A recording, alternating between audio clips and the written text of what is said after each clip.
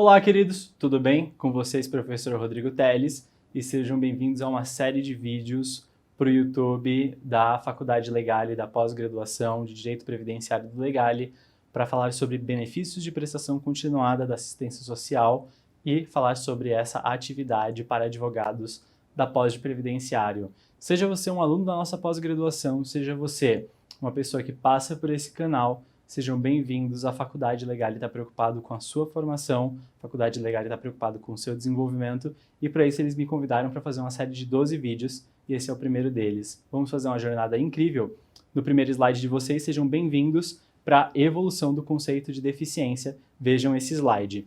A evolução do conceito de deficiência no Brasil e no mundo passa por uma evolução ao longo do tempo que na antiguidade nos dizia que a deficiência era vista como uma aberração e por isso as pessoas eram abandonadas ou excluídas.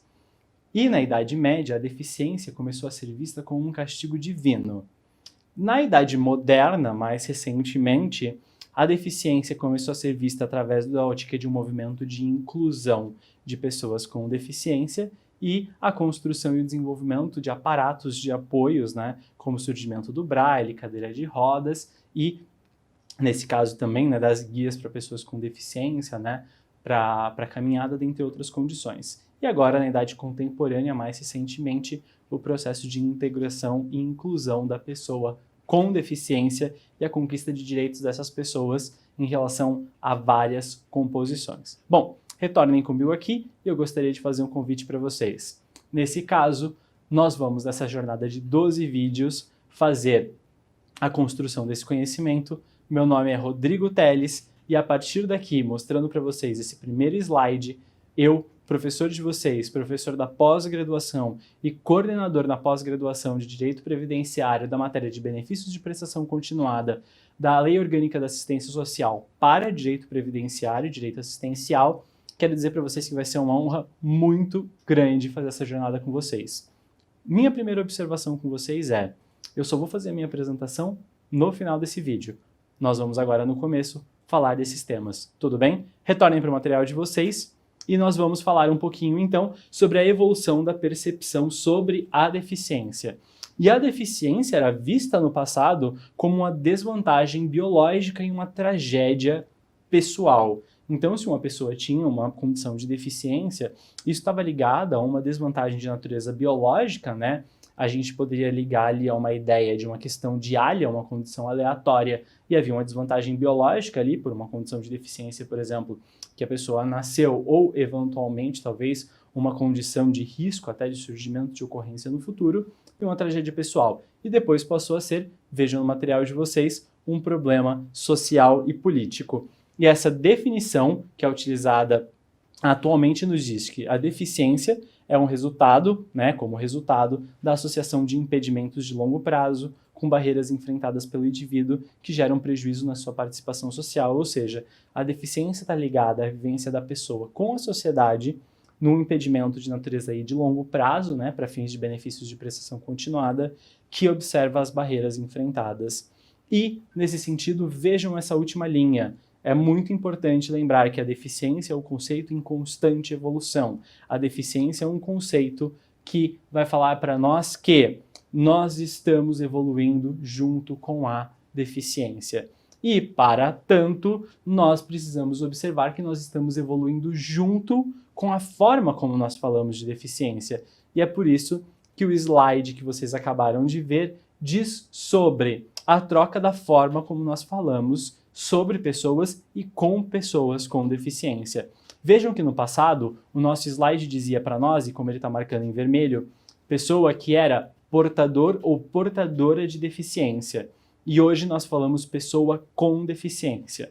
Por que isso é muito importante? Porque o conceito de pessoa portadora de deficiência é um conceito mais retrógrado, é um conceito do passado e é um conceito preconceituoso. Hoje nós falamos pessoa com deficiência. Eu dei essa dica para os meus alunos da pós-graduação e eu reitero essa dica para vocês, meus ouvintes, para vocês, meus alunos, para as pessoas que me acompanham. É muito, muito, muito importante que nós tenhamos aqui na fala com essas pessoas, na composição das escritas, né, e da forma como nós nos comunicamos, uma ideia de pessoa com deficiência, que é o jeito correto de falar, tá ok? Para além disso, vejam a redação original da Lei Orgânica da Assistência Social, que é o fundamento jurídico do benefício de prestação continuada para a pessoa com deficiência e o que estava escrito. Vamos lá. O artigo 20 falava que o benefício é para a pessoa portadora de deficiência, já está errado aí, no seu caput. E a pessoa idosa a partir de 70 anos, sendo que hoje é 65. Então, essa regra aí já foi toda alterada e o nome, né, a nomenclatura já foi alterada. Mas vejam o parágrafo 2º. Para efeito de concessão deste benefício, a pessoa portadora de deficiência é aquela que é incapacitada para a vida independente e para o trabalho. Bom, retornem comigo. No passado, olha que interessante, a Lei Orgânica da Assistência Social falava que a pessoa com deficiência era incapacitada para a vida independente para o trabalho. Então, houve um tempo em que a Lei Orgânica da Assistência Social não estava equivocada em relação ao conceito de pessoa com deficiência. Ela estava, do meu ponto de vista, se nós formos comparar com hoje, errada. Porque o conceito de pessoa com deficiência é deficiência física, mental, intelectual ou sensorial, analisada de acordo com as barreiras, que gera impedimento de participação plena e efetiva. Mas como que eu posso falar que no passado você está errado em relação ao conceito que ainda não existe? Porque ele só vai surgir no futuro. Percebem como esse é um conceito em constante evolução? E talvez o que eu esteja lecionando para vocês hoje, que vai ficar aqui guardado na internet, né, postado, né, vai ficar aqui para a memória, para a história, talvez daqui 30, 40 anos já seja passado. Talvez os textos de hoje sejam um flagrante de desrespeito ao direito de pessoas com deficiência daqui a 40 anos. Mas tenho certeza que o texto de 30 anos atrás, se o de hoje vai ser no futuro um flagrante desrespeito, não sei. Mas o de 30 anos atrás, de fato, não se aplica mais porque não faz sentido.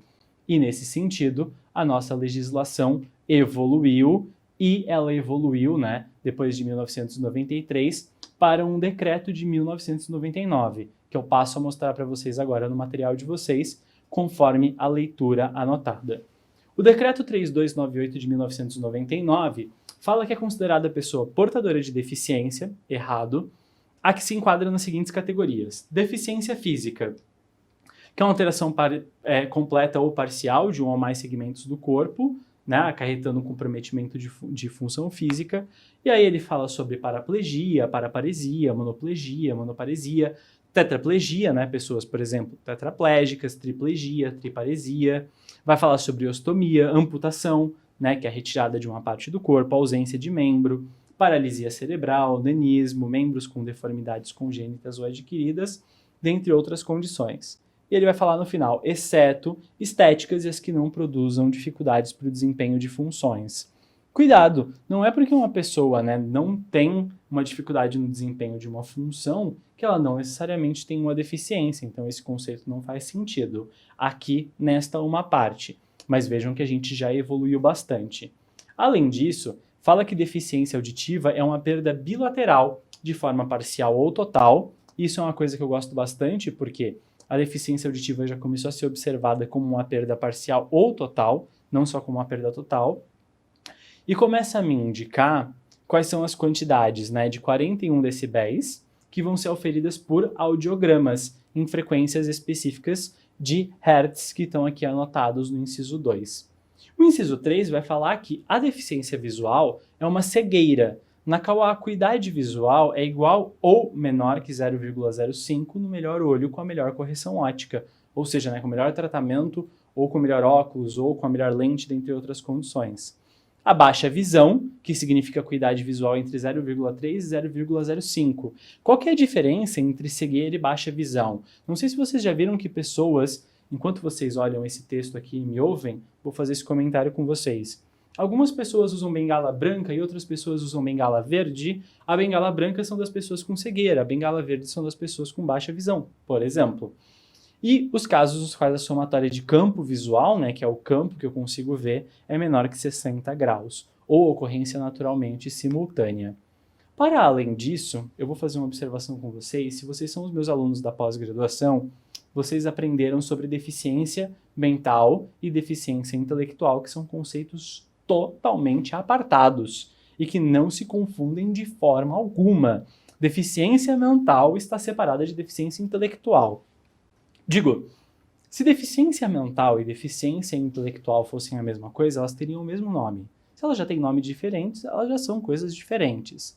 Mas vejam esse texto de 1999. O que ele diz?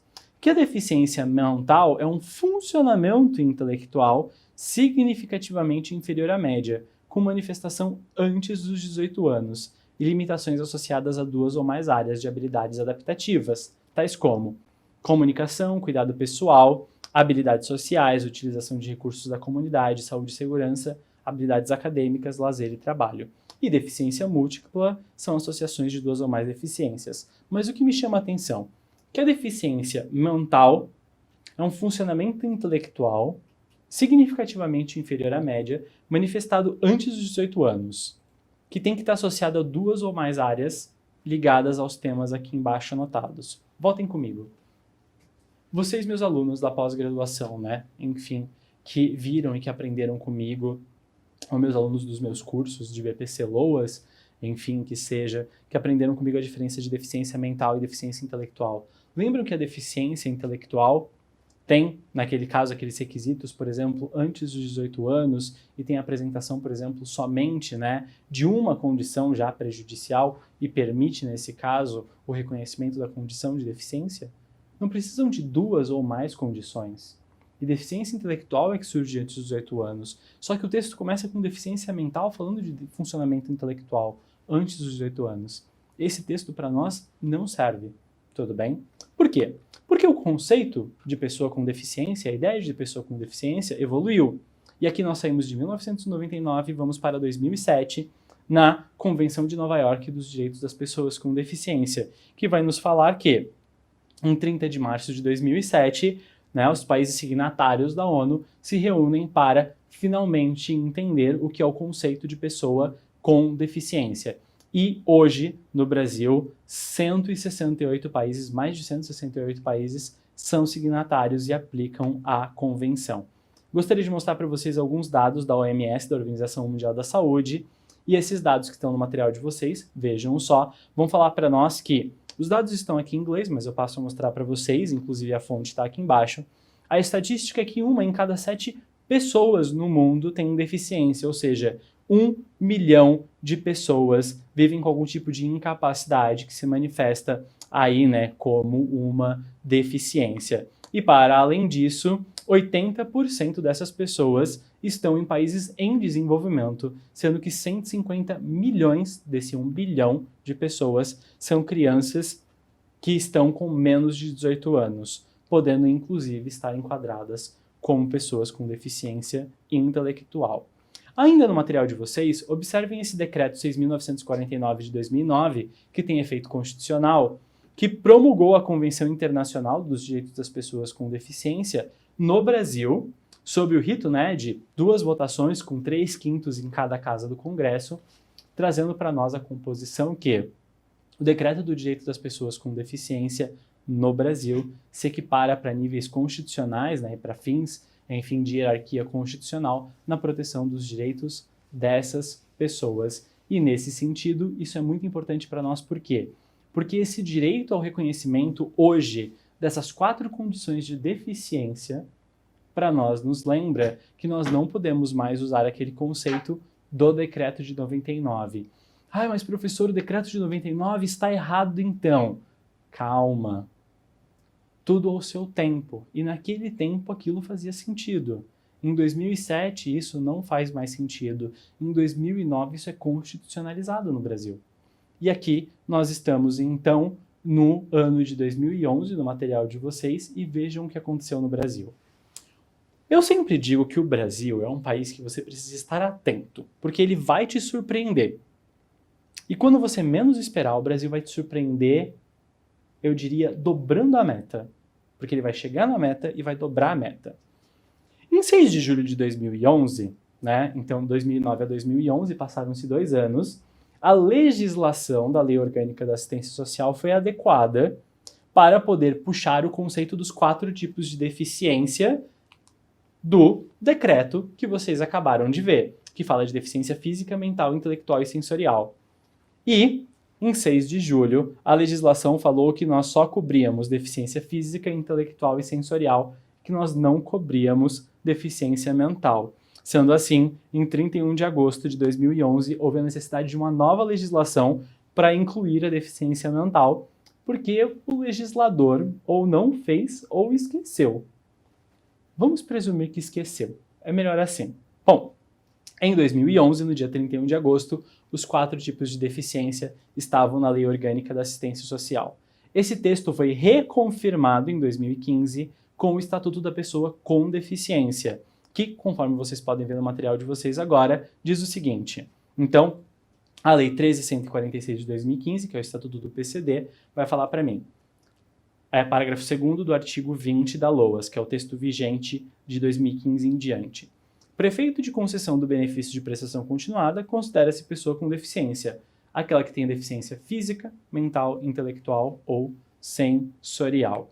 E o que eu deixei no material de vocês? Uma imagem mostrando a evolução do texto original, que falava que deficiência era incapacidade para a vida independente para o trabalho, uma imagem de 2011 que falava, em 6 de julho, só de 3 tipos de deficiência, uma de 2011 dos 4 tipos de deficiência e uma de 2015 com a confirmação dos 4 tipos de deficiência. Voltem comigo, por favor, antes que eu faça essa apresentação final que eu tinha combinado com vocês, para poder dizer o seguinte. O conceito de deficiência evoluiu na história, no mundo, na sociedade e no Brasil. E vai seguir evoluindo. E está tudo bem. Evoluir é parte natural do processo. O lema da nossa bandeira é ordem e progresso. O progresso é natural, o desenvolvimento é natural. E assim o conceito de deficiência vai seguir evoluindo. E para tanto, esse processo de evolução deve ser por nós acompanhados. O que nós precisamos saber? Nós precisamos saber os direitos dessas pessoas, como falar com essas pessoas e como se aplicam essas condições. Minhas dicas para vocês agora. Nesse caso, vejam essa evolução, falem com essas pessoas da forma correta, entendam os direitos dessas pessoas e nós vamos conseguir entender como prestar serviço para elas. Voltem para o material de vocês. Bom, o que vocês têm aqui? No final do material de vocês, vocês têm a minha apresentação e aqui nesse caso, né, enfim, vocês têm todos os meus dados e o meu currículo, mas eu vou voltar no vídeo para vocês para me apresentar. E eu deixei para vocês um e-book de BPC LOAS para vocês fazerem o download. Vocês podem clicar na imagem do e-book e vocês podem fazer o download e nele tem os dados sobre o BPC, o porquê trabalhar, a documentação necessária, dicas para que você possa obter sucesso nos casos e as alterações recentes em 40 páginas, ou seja, não é um e-book de 6, 7, 8 páginas, é um e-book de 40 páginas. Para além disso, se vocês estiverem procurando por mais informações sobre BPC LOAS, vocês podem clicar na imagem do material de vocês, do livro, que é o manual do BPC LOAS que eu escrevi, que tem 400 páginas de teoria e prática de BPC LOAS, no modelo de petições e aqui no manual de petições que está no material de vocês, que tem as petições administrativas e judiciais, né, e as petições recursais aqui anotadas. E se vocês tiverem interesse, né, em fazer um curso online mais robusto, tem aqui o curso online de BPC LOAS, que tem 478 slides, 18 horas corridas de curso e 93 aulas separadas em 7 módulos. Fica aí o meu convite para vocês. Voltem comigo um pouquinho para que eu possa dar, né, aqui um tchau para vocês e agradecer vocês para poder dizer o seguinte. Como eu disse para vocês, me apresentaria no final. Meu nome é Rodrigo Teles, sou coordenador de benefícios assistenciais da pós-graduação de Direito Previdenciário do Legale, da Faculdade Legale. Leciono essa matéria para os nossos alunos da pós-graduação e, dentro da nossa pós-graduação, fui convidado para a faculdade para construir uma jornada de 12 vídeos de desenvolvimento do conhecimento de BPC LOAS. São 12 vídeos aí de 20 minutos aproximadamente, somando 4 horas em conteúdos extras para os nossos alunos e, né, para todas as pessoas interessadas nesse conceito. O que você pode fazer? Você pode encontrar no texto, logo aqui embaixo do nosso vídeo, né, que são as nossas informações, o link para poder baixar esse material. Então você vai ter o link de download do material, entra e você consegue fazer o download do material. Clicando nesse material, você faz o download do material e você consegue, inclusive, através dali, encontrar as informações do e-book. Com o material você consegue também fazer o download do e-book, você consegue encontrar os outros materiais, inclusive de BPC LOAS, e convido vocês para os nossos próximos 11 vídeos. Muito obrigado pela presença de vocês, é um prazer enorme falar sobre BPC LOAS com vocês. Nos próximos vídeos eu vou falando um pouquinho mais sobre a minha carreira e sobre essa construção e sobre a minha advocacia em benefícios assistenciais, enquanto eu vou agregando conhecimento para vocês, lembrando que esses materiais estão se desenvolvendo dos mais básicos até os mais avançados em 12 vídeos. Muito obrigado, queridos. Tchau, tchau.